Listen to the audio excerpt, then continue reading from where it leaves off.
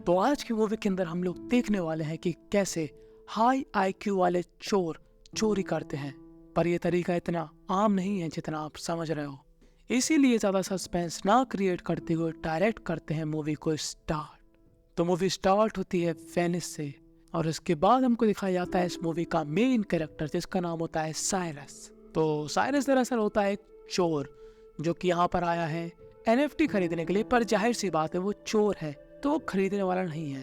तो अब जिस आदमी ने एनएफटी को क्रिएट किया वो आदमी होता है ये, जो कि यहाँ पर गोल्डन कलर का मास्क पहना होता है। अब इस आदमी के काफी ज्यादा एक्सपेंसिव एनएफटी जिसको हमारा साइरस $20 मिलियन में खरीद लेता है।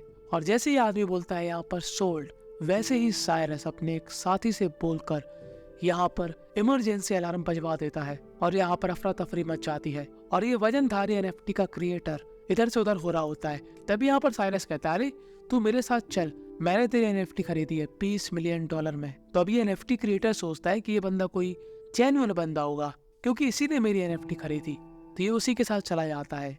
पर यहाँ पर साइरस की हर एक मूवमेंट पर एक महिला पुलिस ऑफिसर नजर रख रही थी जिसका नाम होता है एबी। और एबी को मालूम चलता है कि साइरस ने एनएफटी नहीं चुराई, उसके क्रिएटर को ही चुरा लिया। व्हाट एन आइडिया सर जी। खैर, साइरस की बोट में दो और खूबसूरत सी महिलाएं होती हैं। एक का नाम होता है मिसुन और दूसरी का नाम होता है टोक्यो, सॉरी कैमिला। और हमारी खूबसूरत सी कैमिला यहाँ पर काफी बेहतरीन तरीके से इस बोट को चलाती है और इन पुलिस ऑफिसर्स को चकमा देकर कहीं और निकल जाती है। और अब ये लोग यहाँ पर सारी रात पार्टी शार्टी करते हैं और इस वजनदारी क्रिएटर का फेस रिवील भी हो जाता। अब इसको तो आपने कहीं ना कहीं देखा होगा, और जिनको नहीं याद आ रहा मैं बता दूं कि वही बंदा है जो कि स्पाइडरमैन के साथ हर समय रहता है, उसका बेस्ट फ्रेंड। और इसका नाम आप लोग कमेंट में बता देना। जब इसको मालूम चलता है कि इसको दरअसल किडनैप किया गया है तो भाई की थोड़ी बहुत फटने लगती है और वो सोचता है कि अब मुझको घंटा $1 नहीं मिलने वाला। पर साइरस हमारा ऐसा नहीं है। साइरस कहता है कि जितनी वैल्यू तुम्हारे एनएफटी की है मैं तुम्हें उससे कुछ ज्यादा ही पैसे दूंगा। तो अब साइरस की इस बात को सुनकर ये वजनधारी क्रिएटर भी खुश। अब उसको क्या, उसको तो पैसे चाहिए थे जो कि उसको मिल चुके हैं। तो दोबारा से पार्टी शार्टी शुरू। अब ऐसा नहीं है कि साइरस के पास बस यही दोनों साथी हैं, उसके पास 3 और साथी हैं और एक को हम बुलाएंगे फंगस। और जो इनका तीसरा साथी है उसको पुलिस ने पकड़ लिया है जो कि है डेनटोन। पर डेनटोन कोई कच्चा खिलाड़ी नहीं है। वो कहता है कि मैं नहीं जानता कि साइरस कौन है और तुम्हारी हिम्मत कैसे हुई कि तुम मुझको पकड़ के यहाँ पर लाई हो, और मुझको अच्छे से मालूम कि तुम साइरस की होने वाली लुगाई हो। जी हाँ, आपने सही सुना। दरअसल साइरस और ये पुलिस ऑफिसर एपी गर्लफ्रेंड और बॉयफ्रेंड होते हैं। पर आप लोग सोच रहे होंगे कैसे। तो देखो, काफी समय पहले एबी अपने एक मिशन पर गई थी, साथ ही साथ साइरस भी कहीं पर चोरी करने गया था। तो दोनों ने ही अपनी रियल आइडेंटिटी छुपा कर रखी थी और इन दोनों को प्यार हो गया। और जब दोनों का सीक्रेट बाहर आया तो दोनों के बीच में बवाल हो गया। खैर, हमारे देस्तौन को ये लोग छोड़ देते हैं। अब एबी के पास उसका एक सीनियर ऑफिसर आता है जिसका नाम होता है हक्सले। क्या लेने देने की बात हो रही है तो मुझको नहीं मालूम, पर ये हक्सले अपने नाम की ही तरह एबी से कुछ लेने आया है। नहीं, वो सब लेने के लिए नहीं आया। वो कहता है कि जॉर नाम का व्यक्ति एक जगह से दूसरी जगह पर काफी ज्यादा मात्रा में गोल्ड मंगा रहा है जो कि पूरी तरीके से लीगल है। और मुझको मालूम है कि पुलिस की हिम्मत नहीं है कि वो चोर के उस गोल्ड को पकड़ ले।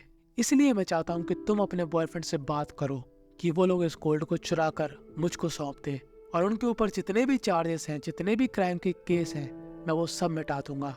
और अगर इन लोगों ने ऐसा नहीं किया तो मैं इन सभी को मरवा भी दूंगा।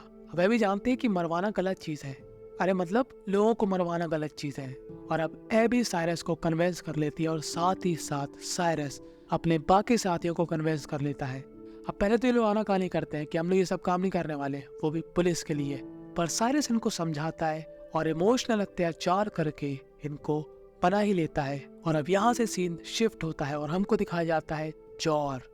जॉर होता है बहुत ही ज्यादा खतरनाक आदमी। उसके लिए लोगों को मरवाना इतना आसान है जितना आपके लिए एक मच्छर को मारना। और ये आदमी होता है उसका खासम खास, जिसको हम बुलाएंगे मिंगसू। तो देखो, इनका प्लान है कि ये लोग एक प्राइवेट जेट लेंगे और उस प्लेन को, जो पैसेंजर प्लेन है, उसके नीचे लगाएंगे और गोल्ड को दूसरे प्लेन के अंदर फेंक देंगे। पर अब ये प्लान जितना सुनने में आसान था उतना था नहीं। अब सभी टीम मेंबर्स अपने अपने काम पर लग जाते हैं और यहाँ पर सबसे हार्ड काम था टोक्यो का। अब मैं इसको टोक्यो क्यों बुला रहा यार, प्लीज कमेंट में बता देना, क्योंकि कई लोग इस महिला को नहीं जानते। एबी और साइरस एक आदमी से मिलने जाते हैं। यह आदमी इतना कंजूस होता है कि भगवान क्या ही बताएं। मतलब अगर इसकी चाय में एक मक्खी भी चली गई ना, तो ये मक्खी को निचोड़ेगा और अपनी पूरी चाय उससे वसूलेगा, फिर मक्खी को फेंकेगा। पर यह आदमी है कौन? दरअसल ये आदमी होता है प्लेन सिक्योरिटी का हेड। और जाहिर सी बात है, अगर रेडार में दूसरा प्लेन आता है तो लोगों को मालूम चल जाता है, तो इसका यही काम है कि वो उस प्लेन को छुपा कर रखे। जब कंजूस को हमारा साइरस काफी मोटा पैसा देने की बात करता है, तो हमारा कंजूस तो इतना खुश हो जाता कि पूछो ही मत। और अब कुछ दिनों बाद वो घड़ी आ चुकी थी जब साइरस और उसकी टीम को उस गोल्ड को जोर के साथियों के बीच से छू मंतर करना था। और हमारी टोक्यो भी यहाँ पर तैयार थी अपना प्राइवेट एरोप्लेन लेकर। तो देखो, अब यहाँ पर एबी को एक डिवाइस लगाना था इस प्लेन की छत पर उससे ये डिवाइस गलती से टूट जाता है। और साइरस सोचता है कि एबी को इतना टाइम क्यों लग रहा, तो वो उसके पीछे पीछे जाता है। और जब साइरस को मालूम चलता है कि यहाँ पर तो मैडम जी ने रायता फैला दिया, तो वो जल्दी जल्दी से इस डिवाइस को जोड़ने लगता है कि तभी यहाँ पर चोर के एक आदमी को इन पर शक होता है। और इस आदमी से बचने के लिए ये दोनों ही एक ऐसी तरकीब अपनाते हैं कि इस आदमी का बाप भी नहीं समझ पाएगा कि ये लोग यहाँ पर चोरी करने आए। ये दोनों ही यहाँ पर ऊ और आ की संस्कारी आवाजें निकालने लगते हैं। और इस आदमी को ऐसा लगता है कि ये दोनों ही हब्सी दरिंदे हैं। और जो हमारा कंजूस था वो यहाँ पर इनके प्लेन की लोकेशन को छुपा रहा था, और जो हमारा मंगूस था वो चोरी छुपे उस जगह पर पहुंच जाता है जहाँ पर गोल्ड रखा हुआ था। अब वो यहाँ पर एक पर्दा लगाकर इस गोल्ड को अपने कब्जे में कर लेता है और इस तिजोरी का पासवर्ड पता करने लगता है कि तभी जोर के गुलाम यहाँ पर प्लेन को हाईजैक करने की कोशिश करते हैं, क्योंकि इनको चाहिए था कि ये लोग जहाँ पर चाहें प्लेन वहां पर लैंड हो। और वो जगह थी जोर का आलीशान महल, पर ऐसा नहीं होता और ये प्लेन मजबूरन एक बर्फीली जगह पर रोकना पड़ता है। पर जोर के गुलामों ने साइरस और उसकी टीम को अपने कब्जे में ले लिया है। अब इनको यहाँ पर मारने ही वाला था कि तभी यहाँ पर जोर कहता है कि आखिर इतनी दम किस में आ गई कि वो मेरा गोल्ड चुराएगा। सालों को पकड़ के यहाँ पर लाओ, मैं अपने हाथों से इनको मारूंगा।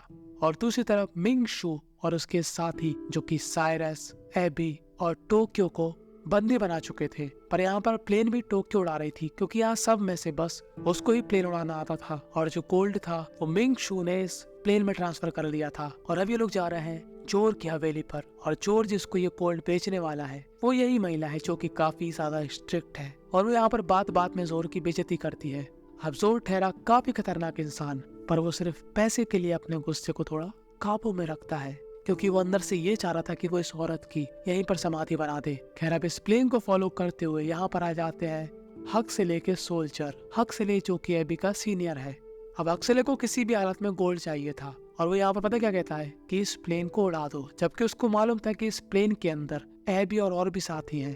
पर हक्सले था सेल्फिश। पर साइरस, एबी और टोक्यो ये तीनों ही अपना दिमाग चलाकर जितने भी चोर के साथी थे उनको मार डालते हैं।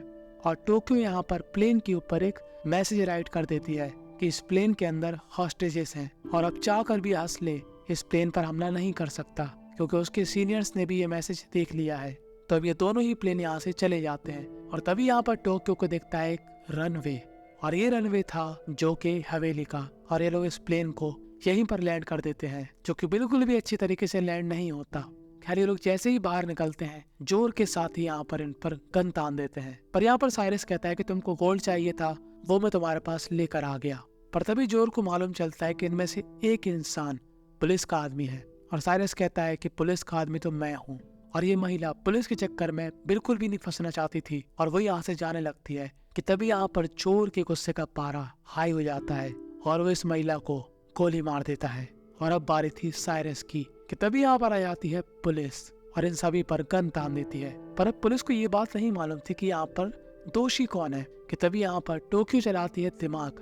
दरअसल इस स्मार्ट प्लेन के ऊपर कैमरा लगे थे जिन्होंने ये रिकॉर्ड कर लिया कि चोर ने ही एक महिला को मारा। और अब पुलिस यहाँ पर चोर को पकड़ लेती है कि तभी यहाँ पर आ जाता है हक्सले। और एबी का एक वफादार आदमी यहाँ पर कहता है हक्सले ने ऑर्डर दे दिया था उस प्लेन को उड़ाने का, पर तुम्हारी किस्मत अच्छी है कि तुम बच गई हो। और अब एबी को हक्सले के ऊपर काफी गुस्सा आती है, और वो यहाँ पर हक्सले को एक जोरदार चांटा चढ़कर इस पुलिस की जॉब को छोड़ देती है।